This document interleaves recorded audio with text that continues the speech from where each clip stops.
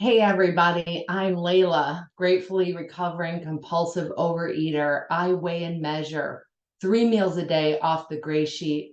I write them down, I call them into my sponsor, and I don't eat in between those meals no matter what.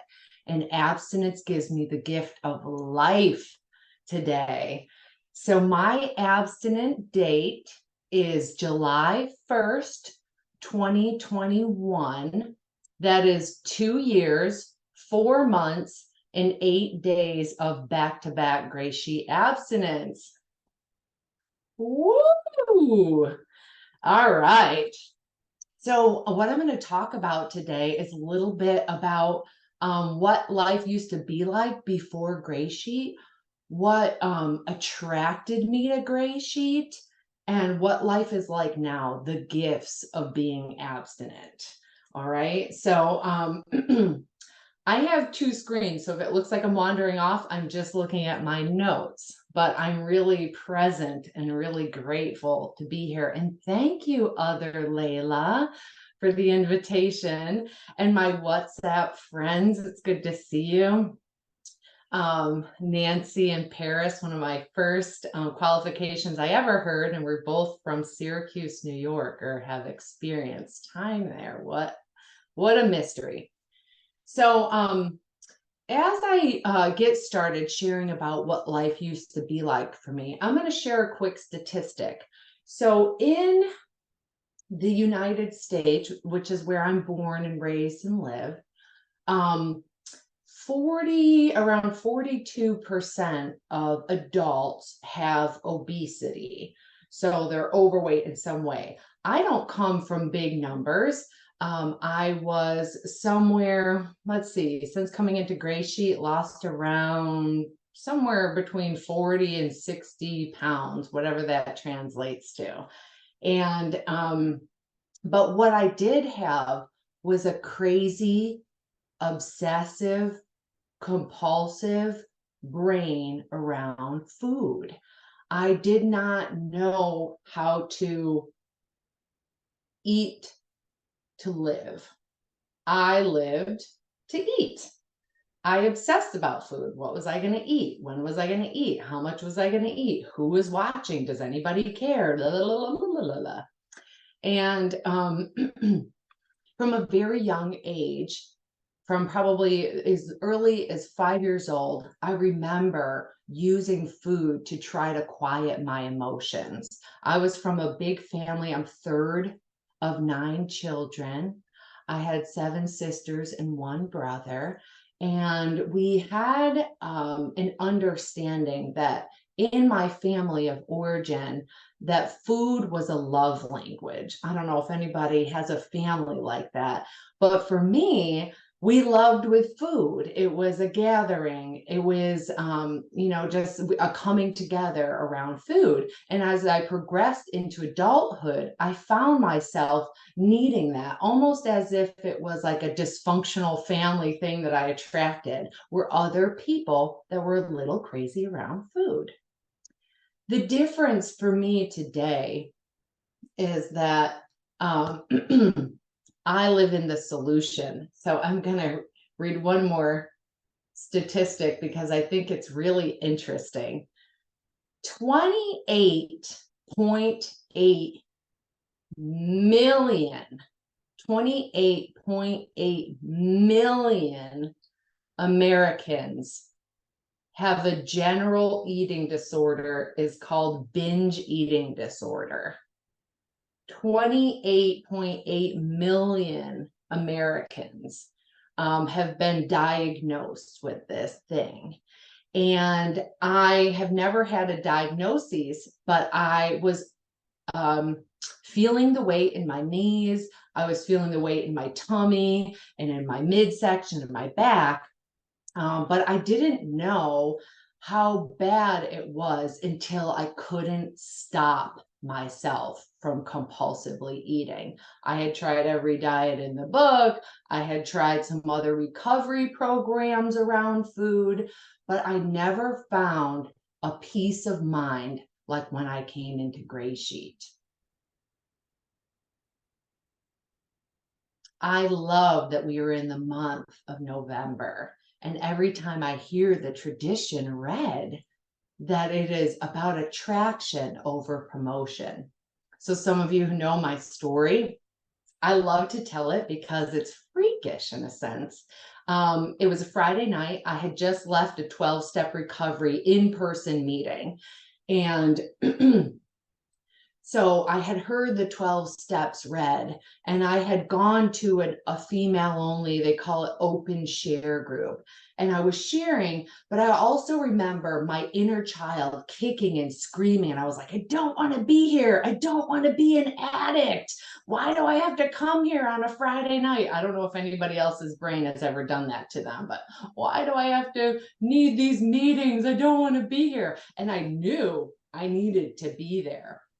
And I remember the leader of the meeting saying repeatedly, work on one issue. Don't try to diagnose yourself with all these maladies. Work on one issue. So that night, I remember I drove to the grocery store and I was circling around and I was binging on quote unquote healthy food, and I couldn't stop myself. I wanted so badly to not harm myself with food one more time, but I couldn't. I couldn't. And the way that I've grown to understand addiction is that chemically, it's when our brains lose the ability to choose. We lose the ability. I lost the ability to make a healthy choice in my brain because the grooves of self-harm and self-medicating with food were too deep in the grooves of my brain. I couldn't stop, even though I desperately wanted to. And I was so angry. I was like, no, this is addiction. It smells like addiction. I had worked so hard in recovery in other rooms. And I was like, no, I don't want to have to admit that I'm powerless over food. So here I am. I'm food drunk. It's 3, 4 in the morning. I'm literally just food drunk, just brain fog and like lethargy and I had binged on this food that wasn't even enjoyable, and I couldn't stop. And I cried out to God. I just said a breath prayer. I said, there's got to be a program on the planet that I can eat a lot of food and still lose weight and not be crazy. So this voice came to me. It said, go on Instagram and look for a page called Fat Girl Experiencing Thin. I literally can't make this up. So I go to Instagram, follow this woman called Fat Girl Experiencing Thin, and I heard this voice in my gut speak to me again, say, follow her hashtags. Follow her hashtags. And I thought, I don't even know what that means. So I'm looking through this Instagram page, and it was like a yellow highlighter had jumped out, and it said gray sheet, gray sheet, gray sheet. I mean, what the heck is gray sheet? Was the only word that was illuminated to my eyes. So of course, like any other crazy researcher, I'm like, what is GreySheet.org? And I found Gray Sheet and I just scoured. And meanwhile, I'm like crying because my life is a mess. I'm like feeling drunk on food. I can't get a hold of my emotions, but I kept hearing stories that I was reading from the Gray Sheet. There was a special lady in this meeting. Her name starts with a G, but her story was on there. And I just cried. I just wept. I just wept and I wept as I read what sounded like my brain and my experience around food. And I didn't know what the food plan was. I just knew I was desperate for hope. I was desperate to live in a solution, to not ever have to have that feeling of I can't stop. I want to stop, but I can't stop. So I made a call. I emailed somebody, sorry, at like dark 30 in the morning. And I'm like, what's the food plan? I'll try anything.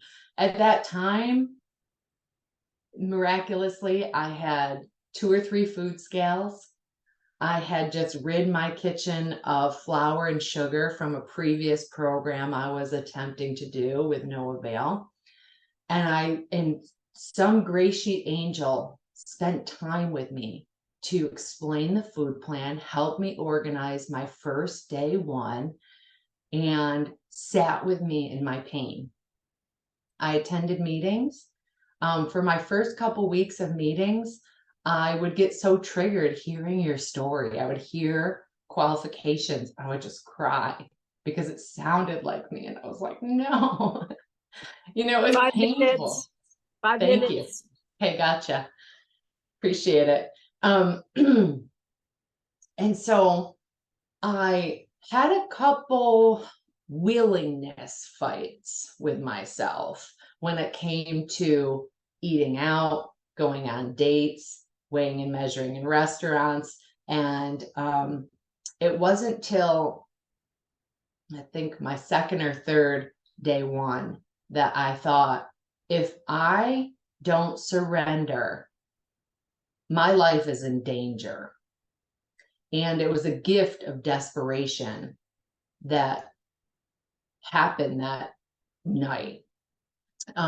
So what is life like now? 2 years, 4 months, and 8 days of back-to-back abstinence and gray sheet. It's not always easy. I met my husband and got married in my abstinence, became a bonus mom to 2 children. And if anybody is used to children and has children in their life, my children that I inherited are 7 and 10-year-old boys, and they don't eat the way we eat. And that's okay. But I can put my food first and put my abstinence first every day, almost every hour, and every minute, so that I can show up as a wife, as a friend, as a family member, as a bonus mom. And if I don't put my abstinence first, my serenity gets jeopardized. And so I just want to encourage anyone that's struggling that when I put my food first, it was a game changer. When I decided that I needed help, what does it mean to put my food first? Put my abstinence first. It means literally stop everything I'm doing to make sure I have everything I need for my next meal, that I've planned it, that I prepared for it, and I protect it at all costs. I have a cooler that I literally strap to my body when I'm in between or I don't know when my next meal is coming. I literally will wear that thing around because I want to know that I know that I know that I can stay abstinent no matter what. I have peace of mind today. There is nothing that brings me peace like weighing and measuring my meals, looking at what I wrote down. I have a physical food journal, looking at it, having a special pen that I love the way the ink flows off of it onto the paper. And I can look at those meals and know that this is the gift of life for me today. It is literally the highest level of self-care that I've ever experienced. To live in my right-sized body for over a year, maybe a year, maybe it might even be more than that, I'm not really sure, to be able to see sizes just diminish off my body, but also the clarity that comes with not having to worry about what I'm going to eat because I know, and there's clarity around it today. So please keep going. If there's any discouragement here, I love to be just a positive message of hope because Gray Sheet gives me the gift of life today. No matter what I've endured, financial things, moving, getting married, stressful situations, job changes, it's my Gray Sheet abstinence that gives me clarity and it helps me to show up wholeheartedly as my true self. I heard the longer I stay abstinent, more will be revealed. Well, good golly, so much has been revealed. Thank you.